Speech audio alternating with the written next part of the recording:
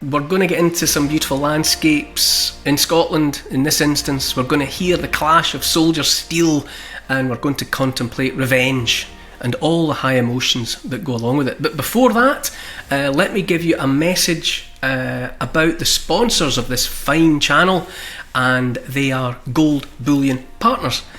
If you want to invest in gold or silver, get your hands on the real stuff, these are the men to talk to. They guide you through the process, they let you know what it all means, and they make sure that it's right for you.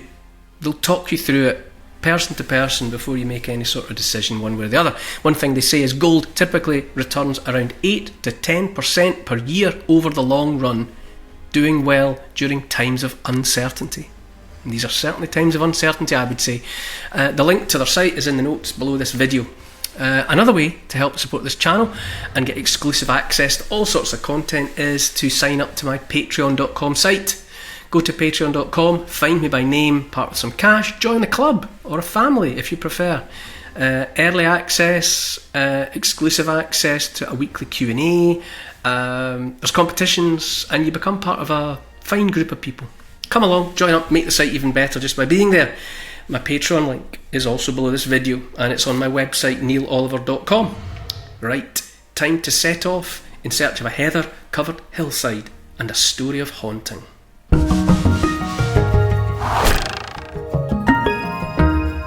I'm a Scottish person, and there's quite a bit of Scotland in here, I think, inevitably, just because it's close to me. Last week, I think, or the last episode was about Skye, the island of Skye, off the west coast of Scotland. Today's, the very next one, is about Glencoe.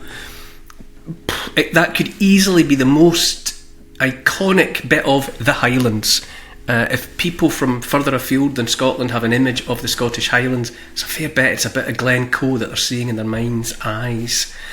And Glencoe, famously for Scots and for the wider global population, was the scene of a terrible atrocity, a crime against humanity, and it has left behind it a residue of sadness and of a wrong done. I'll start this one. I often do start with a quotation from elsewhere. This is from Julius Caesar by William Shakespeare. The evil that men do lives after them. The good is oft interred with their bones. Mark Antony's speech at the funeral of Caesar, and he's kind of playing a fast one there. He's simultaneously managing to speak as though acknowledging the necessity of Julius Caesar having been got rid of, but at the same time he's actually, by clever use of language, acknowledging his friendship. Anyway, there are those who will tell you, especially tour guides, if you were to go through Glencoe with someone who makes a living from taking parties through and giving them the background, there are those that will tell you that the word Glencoe means glen of weeping, glen of tears. The truth is, the linguistic truth is, Glencoe, well, the second half of that word, the second syllable, co, really, it defies translation. It's not clear what language it even is. It's not Gaelic. So it's a bit of a linguistic oddity. So there's latitude for people being, suggesting what it might mean.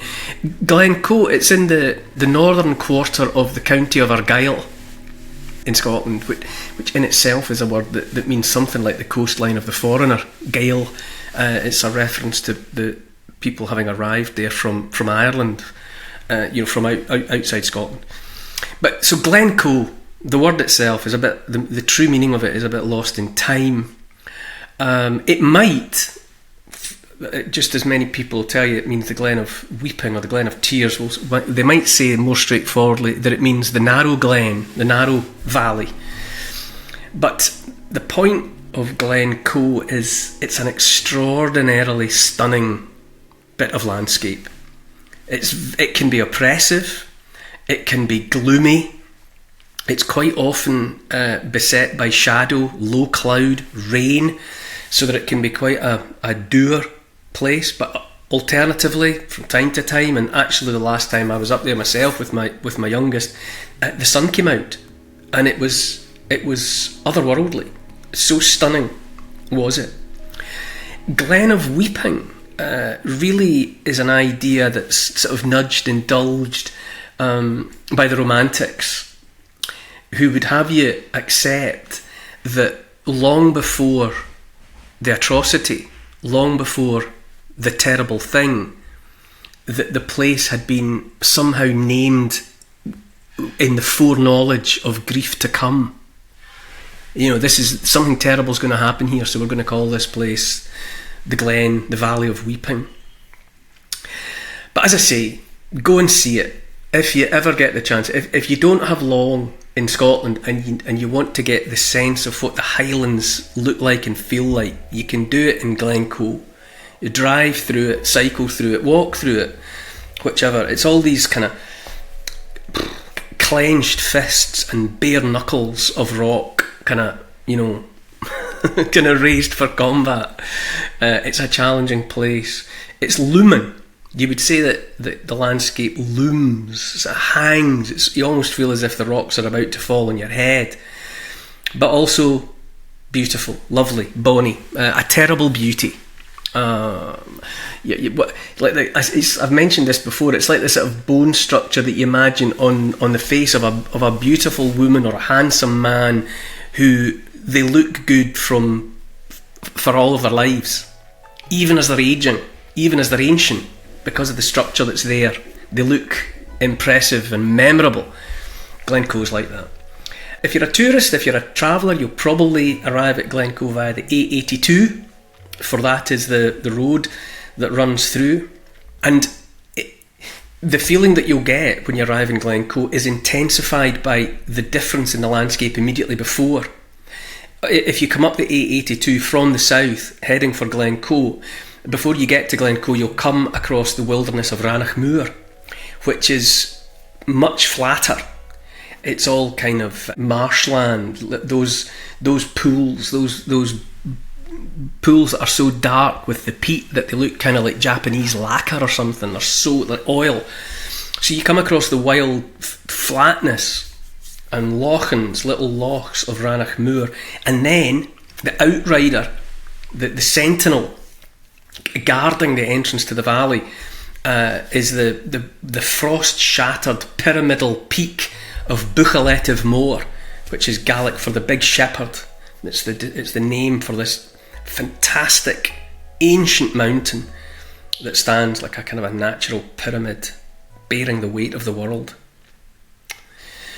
For those of a geological bent, it was the rock of Glencoe was probably cooked into existence 400 million years ago. That's if you subscribe to the scientific geological story, and I'm not making that compulsory. If there are other people who have a different idea about the making of the world, then you're welcome here along with everybody else. But the scientific consensus would be that it's rock cooked into being 400 million years ago, when the material that would be the fabric of the Highlands of Scotland was part of a continent south of the equator, very, very far away. And after eons of languid drifting, rafts of rock floating on the Hadean deeps of molten fire that was planet Earth, all of that had to be completed before those rocks or that material ended up where it is now, in the temperate anchorage of the north. And it's on the move still. Everything's still on the move. Nothing's finished.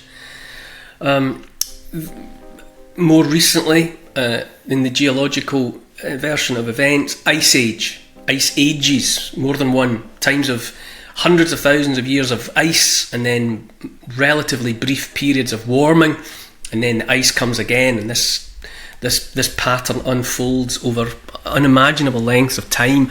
Finally comes to an end so far 10,000 or so years ago. We're in another interglacial, we're in another of these brief warm periods before sooner or later, in all likelihood, if the pattern continues, it'll get cold again. But Glencoe was sculpted by, we're told, a slab of ice, maybe half a mile thick, maybe more, that just bulldozed with undetectable slowness from the north into the south, and scraped and sculpted Glencoe and the rest of the landscape into existence. It's like the work of an angry god. And it created, then, when the ice melted, it was a tabula rasa, a blank slate, a blank parchment upon which might be writ the human story. Before humankind came back in, because humankind had been driven out by the unsurvivable climate, but before life came back, animal life, including human beings, plant life came back. Trees were early in: birch, Scots pine, alder, elm, hazel, oak. And where there were trees and woodland came animals, big beasts. The deer, still the largest land mammal in the British mainland. For want of a predator, for there are none, the red deer dominates the Highlands to this day.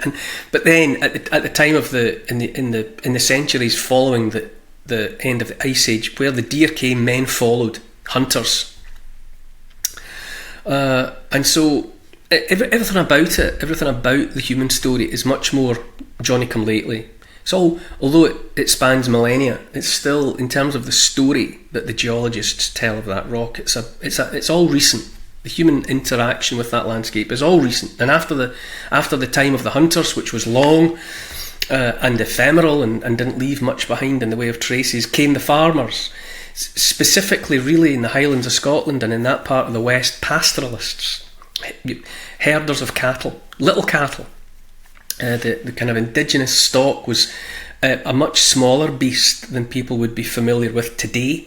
They're still around near here. Actually, there's a farmer of my acquaintance, a woman who keeps a herd of basically the same cattle that were herded then, smaller, but you get fantastic meat from them. Glencoe specifically, that valley became home, a permanent place proudly held by those that claimed descent from Vikings, specifically a Viking called Somerled. The name means what you think it means. It means an individual led by the summer. You know, when the people of Scandinavia had put their crops in the ground in the months that they waited for them to grow and ripen and harvest, through the summer they took off into the west, particularly for the Norwegians, into the south for the Danes, and into the east for the Swedes. And there was an individual a man led by the summer, and he took up territory, came to stayed in the islands to the west of Scotland, particularly around Glencoe. And after centuries, his descendants were calling themselves MacDonald. That's the origin story of people, one of the biggest, most numerous clans in the world, the MacDonalds. They hail from that part of the Highlands.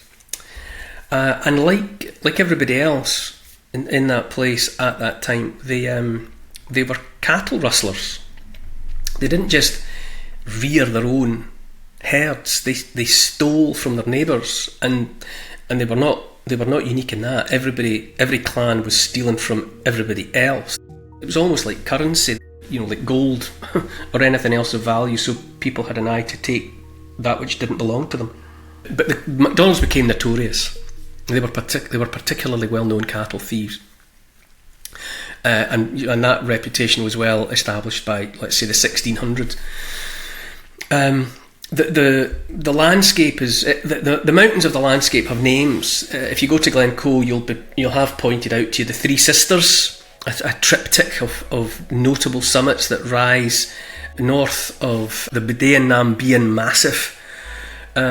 There's a whole set of named ridges, the component parts of the entirety that is Glencoe. And within Glencoe, there's Corriegale, which is not pronounced like it's spelled, but Corriegale means the hidden valley or the lost valley, and it's a work of nature. At some point, a valley high up had its end blocked by a landslide that that blocked its entrance, and behind that wall behind that natural dam, a loch formed, and you're like a reservoir behind a man-made feature. But this is a natural feature, and beyond the loch is this beautiful stretch of level pasture land, high up, out the way, hidden. The entrance to it hidden from casual eyes, and it was in there that the MacDonalds of Glencoe would stash the cattle that they'd stolen. I can't stress to you the how much I would encourage you to go. It's so wondrous, the landscape of Glencoe. It's one of those places. I've been in Australia. I've had a similar sense, places like the Kimberley in northwestern Australia, but in Glencoe you get a sense of the world revealing her age, for various reasons. I mean, once upon a time, the mountains up there, the mountains in the west of Scotland, it was a bigger range, a taller range by a long way than the Himalayas, by a long way, but time has done for them. Those eons of ice age have ground them down, a bit like teeth, a bit like the stumps of teeth left in an elder's jaw. So what you're looking at now in the Highlands is just the foundation level of what was once miles high. Because of all the environmental and climatic features and factors that come together, it's always been battered. You know, the cold of winter, the frost that shatters rock and accelerates processes of erosion, the incessant rain, everything about it has kind of worn the skin of the landscape thin. And everywhere on it, for a lot of those reasons, you know, it's been a tough place in which to live. But here we get to the matter of the atrocity of what happened in Glencoe. Despite all of that, despite all of nature's hardships, the biggest threat there, as anywhere, to humankind is other humankind. We are our only significant animal threat. We're not good to one another. So to get into the relatively recent history of it all, after Queen Elizabeth I died, she left no heir. She had no children, and the Stuart kings of Scotland became the kings of England as well. So for the first time, you had a unified crown. You know, the throne of England and Scotland was being polished by the same bottom. The first of them was James I of England, but he was James VI of Scotland. Eventually there's Charles I. He is executed during the time of Oliver Cromwell's Commonwealth, and then after Cromwell you get the restoration of King Charles II. He was the son of the murdered Charles I. After Charles II came his brother James II. That made him James II of England, but James VII of Scotland. And he succeeded Charles in 1685. Now, James II of England, let's keep it simple, was Catholic, and by that time, courtesy of the Reformation, England had long was a fiercely Protestant country, as was Scotland. But nonetheless, despite the fact that James was Catholic by his own inclinations, he was quite popular. His ascent to the throne was happy enough until the birth of his son, James Francis Edward, in 1688. So there were 3 peaceable years, and then he had a son by his wife. After Cromwell, after the regicide of Charles I, the people were disinclined to do that ever again. That was a terrible crime. You know, the execution of the monarch, and the people didn't want any more of that. But nonetheless, with the advent of a Catholic son and heir for a Catholic king, the spectre of a Catholic dynasty reared its head, bringing back the past, bringing back memories of times past. Until the advent of little James, the heir was his Protestant daughter Mary, who was the wife of the Protestant William of Orange, William and Mary. But that was why people were okay about Catholic King James, because they thought, oh, well, you know, after he's gone, he'll be succeeded by his daughter, and his daughter's a Protestant, she's one of us, and she's married to a Protestant, and everything will be fine. But now the presence of a Catholic heir changed that. And at the same time, to add to it all, William, who was a scheming character. I mean, William was at it. He was out to get what he could get. He was an upstart on the make, and he was also back on the continent where he resided prior to what happened. He also was threatened by the Catholic Louis XIV of France. Didn't like him either, and he worried him the possibility if there was a Catholic with a Catholic on the British throne, that he felt himself maybe caught between two Catholic forces. So he had it in mind to undo that state of affairs.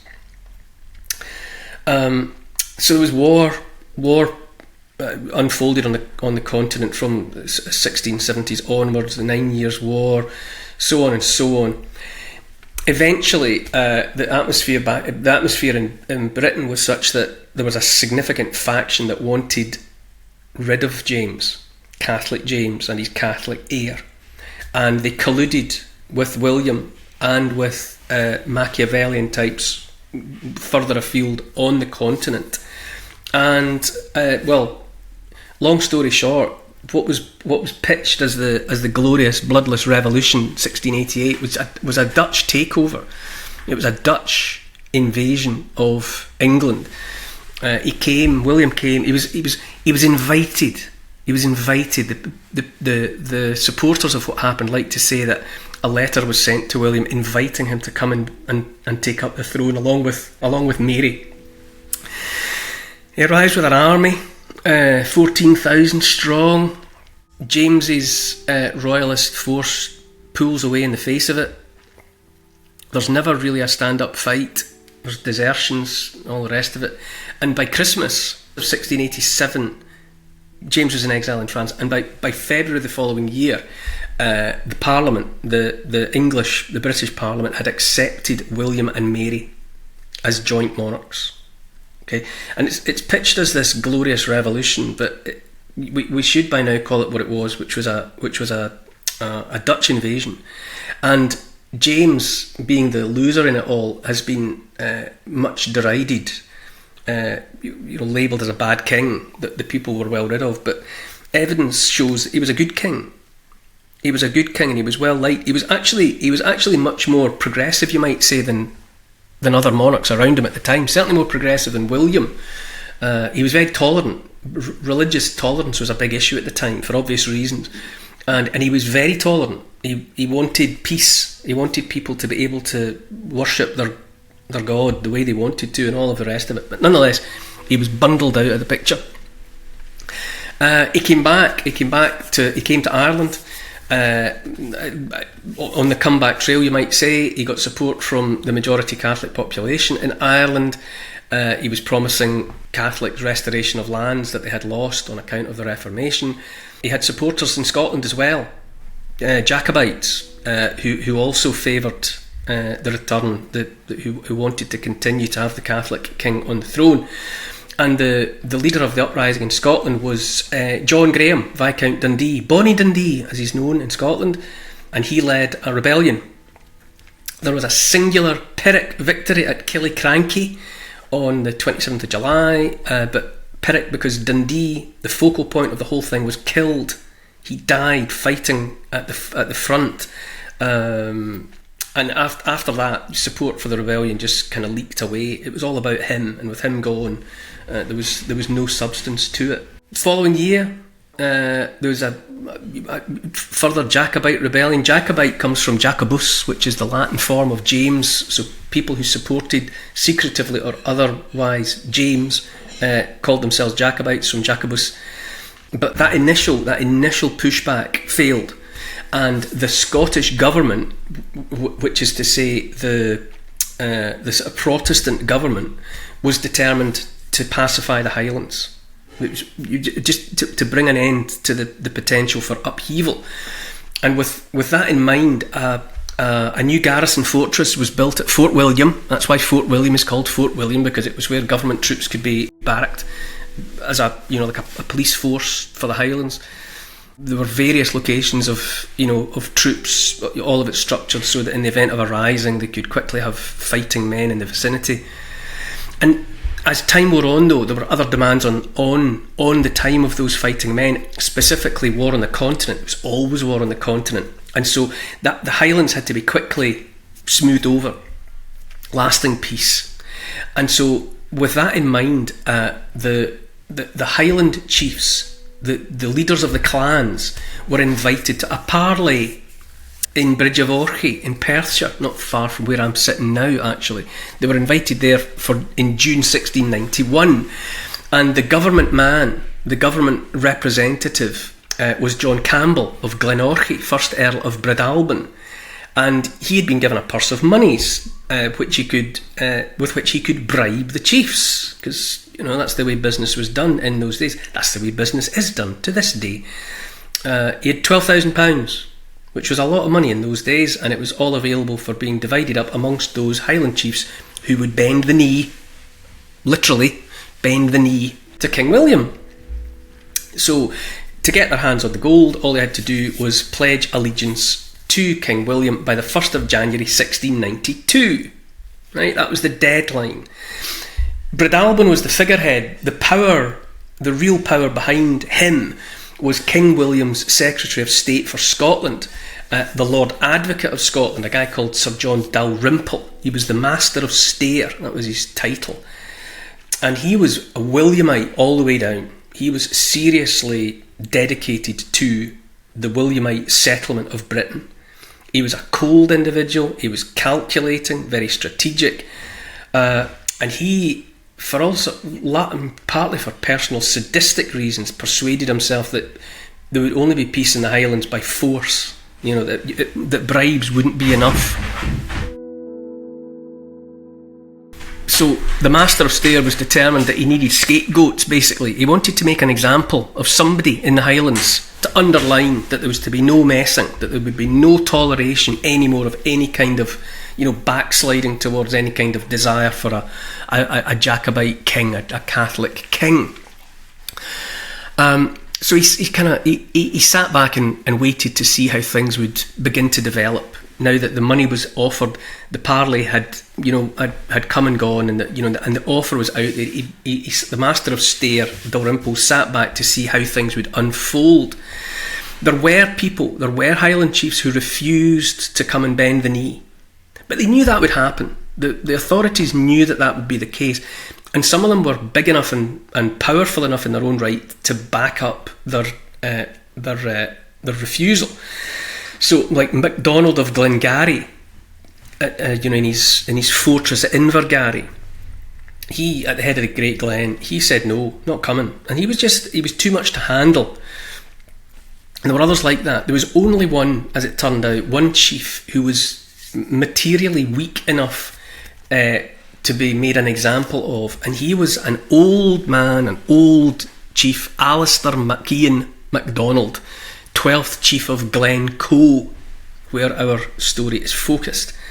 And he was no rebel anyway. He wasn't looking for any kind of trouble. He was simply, as it turned out, a victim of bad luck. They called him the MacIan because they're all MacDonalds. So they called him MacIan, or the MacIan, and he subscribed to an ancient code of honour. He was a big man, big, tall, sort of a Sean Connery type figure. And he's 80 years old, well over 6 feet tall, big Gandalf white beard. And his word was his bond, and everyone understood, really, even the authorities understood, that because he had sworn loyalty to James, his king, in his time, that he needed, in terms of protocol, to get written permission from James, king over the water, to do anything else. Before he could pledge allegiance to William, his code of honour dictated that he get permission to do so from the king presently holding his pledge of allegiance. So, as it turned out, James, in exile, understood the predicament of the chiefs, more than just the MacIan, and he sent letters back to them, letting them off the hook, as it were. And the letter, anyway, arrived from the McKeon in late December. Now, they're ticking down to this January deadline. So McKeon, elderly man, middle of winter in the Highlands of Scotland, had to hightail it from Glencoe to the sheriff's office in Inveraray, a considerable distance away, over open ground. But he had to get there so that he could take his oath and have it officially signed and stamped. But he knew the landscape, and he thought, I'm really unlikely to get to Inveraray in time. So he decided instead that he would go to the garrison, the military base at Fort William, which was closer, because he hoped that there would be an official there that could sign it for him, and that it was somewhere he could get to before the deadline was up. It didn't work. When he arrived in Fort William, he was told that he had to go to Inveraray, that there was nowhere else and no one else who could take his oath. So, into the teeth of a snowstorm, he set out with his retinue. He was detained by other government soldiers along the way who were suspicious of him, wondered who he was out and about with armed men at that time of year. Anyway, 60 odd miles later, in terrible conditions, he arrives in Inveraray on the 3rd of January. So he's missed the deadline by 2 days. And to make matters worse, the only person who could take his oath anyway, Sir Colin Campbell of Ardkinglass, had gone. The deadline having come and gone, he'd gone elsewhere to conduct other business. So in the end up, it wasn't until the 6th of January that the McKeon, Alistair McKeon MacDonald of Glencoe, was able to put his name on paper, swearing allegiance to William. And by the time that document arrived in Edinburgh, the Privy Council refused to add his name to the list of chiefs who had sworn allegiance. So, alia iacta est, you might say, the die was cast. And Dalrymple, vicious scheming individual, was cock a hoop, because now he had what he wanted. The money had gone out, the bribes had been made, but now he had the opportunity that he'd wanted all along, which was to make an example of somebody.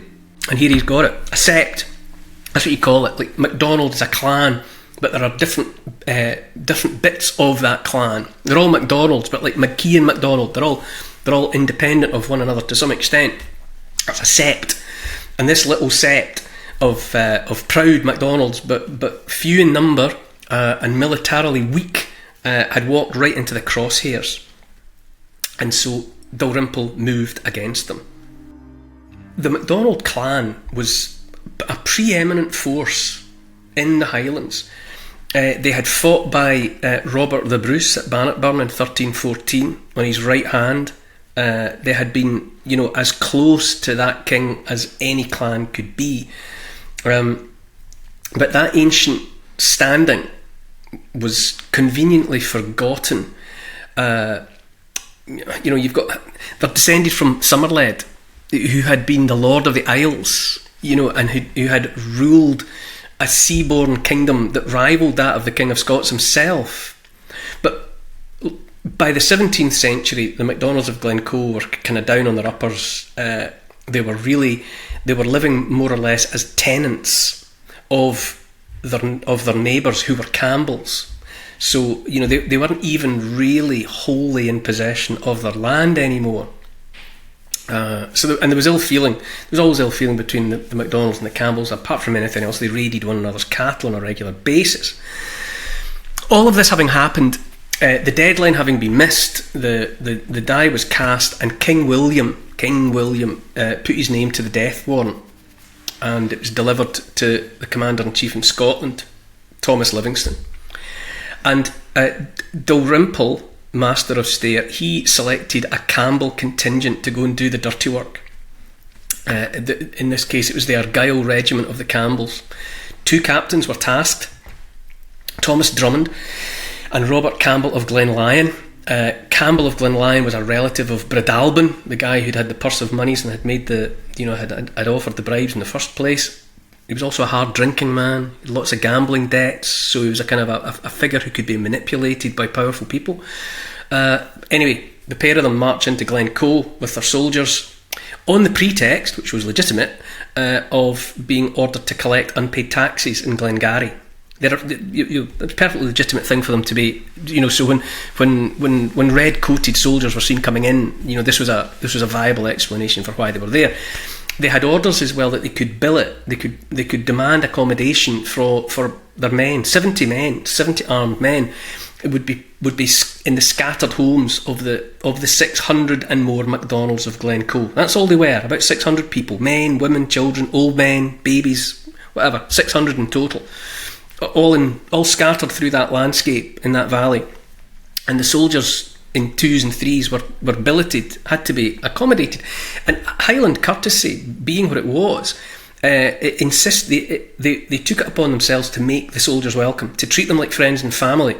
And they were there for 2 weeks, eating, drinking, sleeping in beds, keeping warm by the fires, even attending ceilidhs and the like.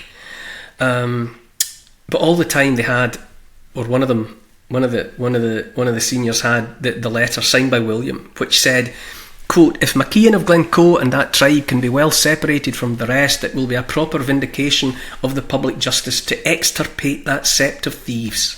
Extirpate, wipe out. We're talking genocide here. So on the 12th of February, another letter arrives for one of the soldiers, for one of the officers in the Glen.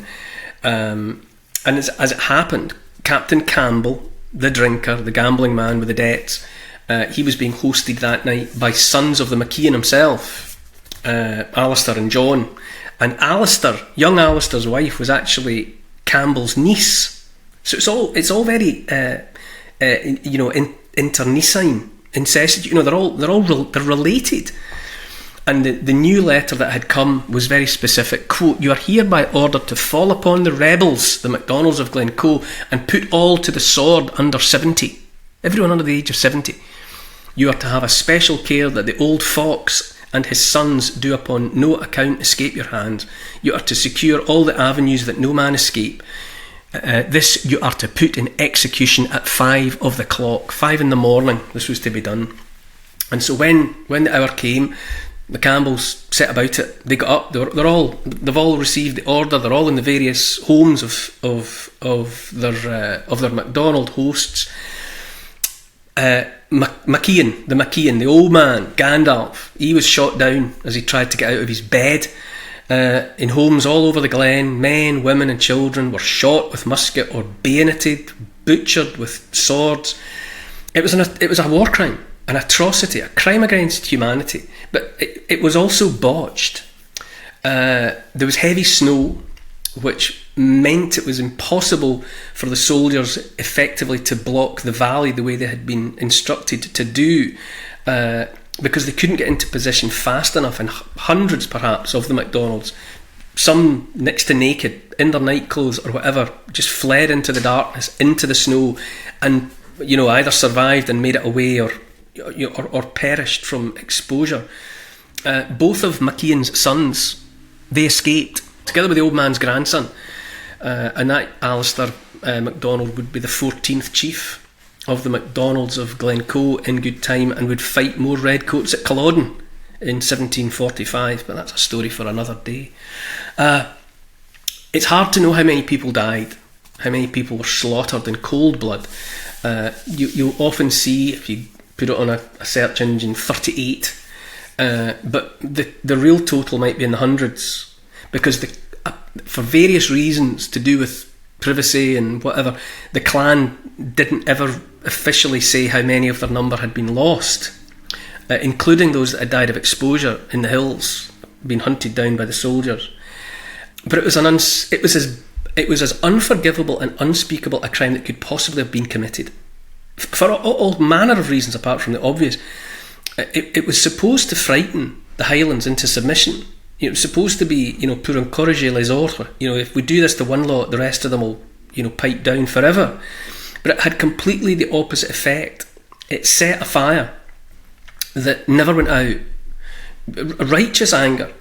And it was passed down through the generations, and it would catch fire and flare up over and over again. Because it was a crime against Highland hospitality.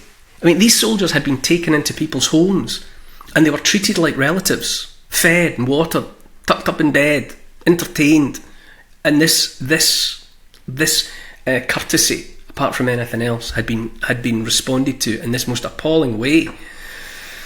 And the outcry was such that there were 2 investigations, 2 official inquiries eventually had to be got up to kind of placate the angry public. One was by the Scottish Parliament itself. They took no action against the guilty. They established what had happened, but they took no action. And that was followed then by a Royal Commission. And the Royal Commission published the full details and described it as having been an act of murder. But there were no consequences. Dalrymple, the Master of Stair, the man who'd put it all together in the first place, he was unrepentant. He was furious. He was furious that anyone had escaped the cull. He had written letters urging the pursuit of the people still alive, hunt them down like dogs. He'd wanted them, if they couldn't be slaughtered, he wanted them rounded up and transported to the colonies. The story goes that Captain Campbell, that drinking man, that gambler, that slightly weak of character individual, got drunk in a pub in Edinburgh and left the letter behind, the letter ordering the massacre that had been in his possession ever since. And it came into the hands of, pamphleteers and journalists. And they used it, they published it, obviously stirred up another public outcry. Eventually Dalrymple was driven from office, but he was rehabilitated. The authorities just let him disappear below the radar for a while, and then he was created Earl of Stair in 1703. That was, and while he still had 4 years of his life left to live, and before he died, he was instrumental in the negotiations that united the Parliaments of England and Scotland in 1707. And in the end, no one, no soldier, no captain, no advocate, no politician, no king paid any price for the murder of so many, slaughtered under the orders of their own government. Don't forget that. This was an atrocity committed against citizens by the government. It's as bad as could be. And the memory has never gone. You'll always hear about it in Glencoe. There's songs about it, laments. If you go into it, the last time I was, there's a pub hotel, the Clachig Inn in Glencoe, and the last time I was in there was still a sign on the door that read, "No hawkers or Campbells." No travelling salesman, nobody with the surname Campbell. And it's often treated like a joke by tourists, but the barb is there and the hook's been swallowed deep. And so, of course, there are stories of haunting.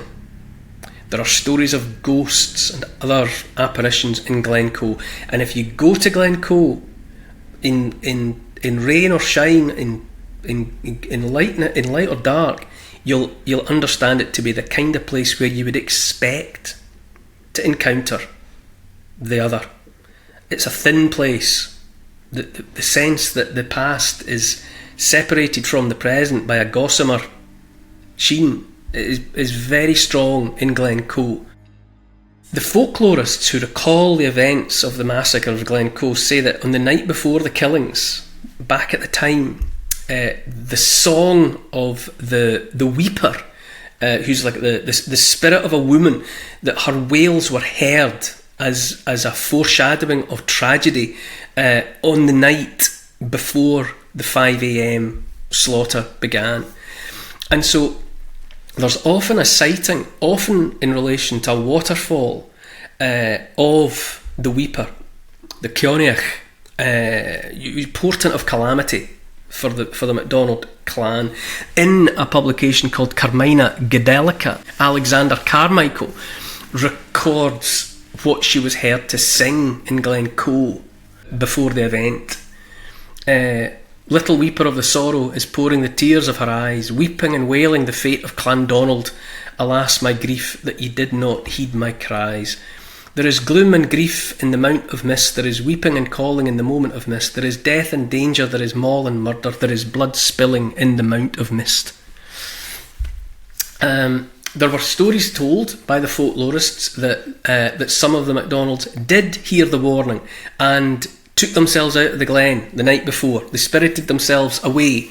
There were also accounts of some of the Campbells breaking their swords or throwing away their muskets rather than commit or take part in the atrocity. It's all there, all these kinds of accounts. But too many MacDonalds didn't listen if they heard the lament. or they took no heed of it, and it's their ghosts that are to the fore amongst those that are there in the glen to remind the living of what took place. And when the low light of winter, they say, on a winter's evening, when the light barely comes anyway, and as it goes at the end of the day, if you're looking, you might catch sight of a MacDonald man or woman or child hiding in a fold in the landscape, sheltering behind a boulder. And the sightings like that are especially common on the anniversary of the massacre, which is the 13th. Of course it is, the 13th of February. And some people have claimed to see the slaughter. Some people say they've glimpsed some of the action. They've seen the flames of the burning out of the MacDonald homes. But probably what's felt really in Glencoe most keenly now by those who are sensitive, by those who sense something strange, it's the guilt, I would say, of our species as a consequence of our shared inhumanity. I think we're haunted by slaughter, by genocide, by massacre, by the killing of innocents, by the butchery of women and children especially. We're haunted by it because it keeps happening. John Donne obviously warned against ever asking for whom the bell tolled, because any man's death diminishes every one of us, because we're involved in mankind. So there behind the terrible beauty of Glencoe is horror. There behind the natural wonder of Glencoe, a place that's the product of hundreds of millions of years of geology, it's haunted by 1692, because nothing washes out a stain like that. Nothing takes away that wrong, and thereby the sadness that persists and prevails. You can put perfume on a corpse, but the stench of death is on it. And so Glencoe is a glen of weeping, right enough, for those with ears to hear it. And who carries the blame? And where do all the roads lead? I suppose some of it trails all the way back to King James himself, the first of the kings over the water. There's people that still raise a glass of whiskey over a tumbler of water when they say cheers, because they're toasting the king over the water, the exiled king that's still in France. It still goes on. People still carry it. Luckless James, much lied about, much misrepresented James. The sadness of it all must be around him wherever he is. And it's weird what happened to his body after he died. He died of a brain hemorrhage, actually, while he was in exile in the chateau in Saint-Germain-en-Laye in 1701. And like an Egyptian pharaoh of old, he was eviscerated by his embalmer. He was opened up. His heart was taken out and boxed in silver, and that went to a community of nuns in France. His intestines were separated into two piles and put into two silvered urns, one for the parish church in Saint-Germain-en-Laye and the other to the Jesuits of Saint-Omer. Weird. His brain was placed inside a lead casket, and that went to the Scots College in Paris. And skin was flayed from his right arm. A portion of skin was taken off his right arm, and that was given to the Augustinian nuns of Paris. They were a gruesome lot, ghoulish, wanting and keeping these souvenirs, these I suppose holy relics. And so then his corpse, hollowed out though it was tightly bound up like a mummy, and it was placed inside a wooden coffin, and that wooden coffin was placed inside a lead coffin, and that lead coffin was placed inside a third wooden box that was draped in black velvet, and the whole lot of it was put on display forever in the chapel of St Edmund in the church of the English Benedictines in the Rue de Saint-Jacques in Paris. Permanent exhibit. And candles were set around it and kept lit day after day, year after year. And it seems likely that all of that was because the Catholic faithful, for whom he was an icon, in whole or in part, were waiting for the day when one of his heirs would be restored to the throne of England, when there was a Catholic back on the throne of England, and they're still waiting for that day to this right up to the present moment. But they thought that when that day came that his remains would be repatriated, so they were kind of keeping them good so that he could be sent home for rightful burial among his fellow kings of Britain in Westminster Abbey in London. But of course it was not to be. And eventually, come the time of the French Revolution, the sans-culottes, the trouserless poor, the rebels, they ransacked his church amongst others, and they stripped the lead out of his mausoleum. What are you whining about, Jessie? Whooshed. Are you singing a lament for the McDonald's of Glencoe? They wanted the lead for musket balls, to keep the fight going. So an account of all this, everything that I'm repeating here, this grisliness relating to James's body, it was all recorded in 1901 in The Last Words of Distinguished Men and Women, Real and Traditional, by Frederick Rowland Marvin. And there's testimony therein by one Mr. Fitzsimmons, who was an octogenarian Irishman, who was interviewed in 1840 about what he had witnessed as a prisoner in the church. He saw it happen. Quote, "The sans-culottes broke open the coffins to get at the lead to cast into bullets. The body lay exposed nearly a whole day. It was swaddled like a mummy, bound tight with garters. The sans-culottes took out the body, which had been embalmed. There was a strong smell of vinegar and camphor. The corpse was beautiful and perfect. The hands and nails were very fine. I moved and bent every finger.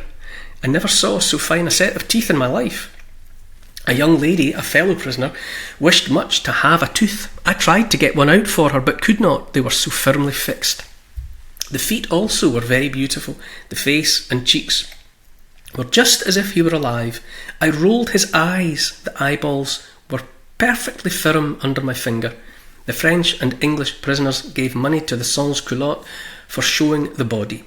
The trouserless crowd said he was a good sans-culotte, and they were going to put him into a hole in the public churchyard like other sans-culottes, and he was carried away, but where the body was thrown I never heard. King George IV tried all in his power to get tidings of the body, but could not." It's too macabre for words. It's glimpses of a younger world, I suppose. James, was sort of made into pieces, and those pieces scattered to the four winds, to linger, to haunt where he didn't belong, wherever his various parts ended up. And it's worth remembering that our species has not changed in all the years of our existence on the earth.